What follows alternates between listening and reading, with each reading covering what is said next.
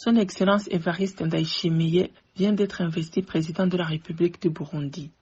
Le mouvement des femmes et filles pour la paix et la sécurité au Burundi félicite celui qui vient de prendre les rênes du pays et lui souhaite d'exercer ses fonctions en vrai père de famille Sebarundi qui œuvrera pour le bien de tout le monde et garantira surtout une justice équitable pour tous. Comme tous les autres Burundais, le mouvement des femmes et filles pour la paix et la sécurité au Burundi a suivi avec attention le discours que le président a livré aux Burundais le jour de son investiture. Nous nous attendions à un discours conciliateur, apaisant et donnant espoir à tous les Burundais en ce moment où le pays vit des moments de conflit. Dans ce discours, il a annoncé ce qu'il promet d'accomplir dans les différents domaines. Par exemple, il a promis de réhabiliter la justice et surtout l'institution d'Ubushinganahe sur les collines, une étape très importante dans le cadre du retour à la sécurité et à la paix durable. Il s'est engagé à combattre la violence, les violations des droits humains, à lutter également contre l'exclusion basée sur les ethnies et les opinions politiques qui minent le pays dans tous les secteurs. Il s'est aussi engagé à mener une lutte ferme contre toutes les pandémies, y compris celle du coronavirus, que le pays ignorait alors qu'il fait ravage au sein des Burundais. Aucun Burundais qui aime le pays ne pourrait ne pas soutenir ces engagements si et seulement si le discours va de pair avec les actes. Une autre chose que le MFFPS a saisi est le projet du président de réhabiliter les valeurs culturelles de notre pays. Aujourd'hui, le traître, l'assassin de renom et celui qui commet l'inadmissible, au lieu de subir la réprobation et la mise au banc de la société, se retrouvent être les héros, ceux qui reçoivent les décorations, montent des grades et des promotions.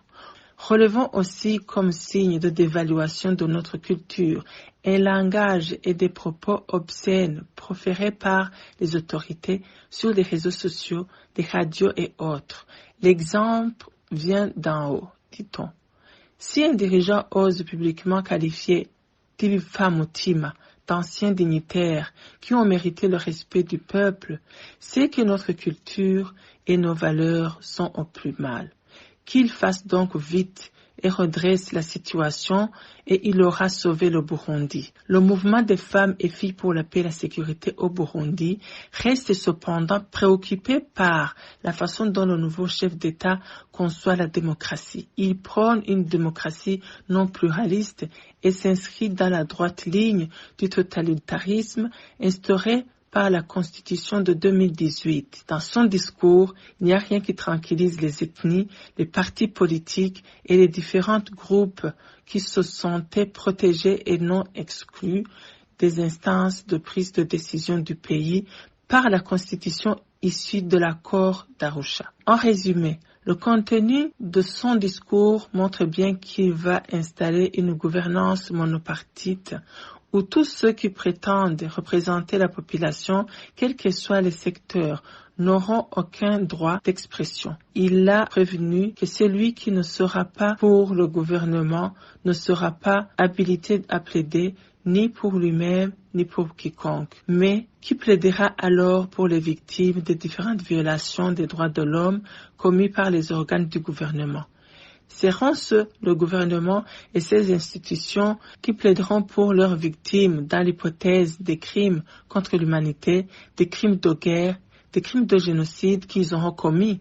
Barundi Kazi, le discours du chef de l'État énonce encore d'éléments positifs. Il manque cependant des programmes pour concrétiser ses promesses. Il a parlé de l'unité, du dialogue, de l'augmentation des récoltes qui va continuer. Il a mis en garde les uns et les autres, mais il a oublié la paix et la sécurité dans le pays, même s'il reconnaît qu'il y a encore des réfugiés hors du pays. Nous vous lançons un appel pour que vous continuiez à soutenir la paix en toute solidarité malgré vos différences, à lutter pour une justice équitable, pour le respect des droits humains et pour un développement durable inclusif.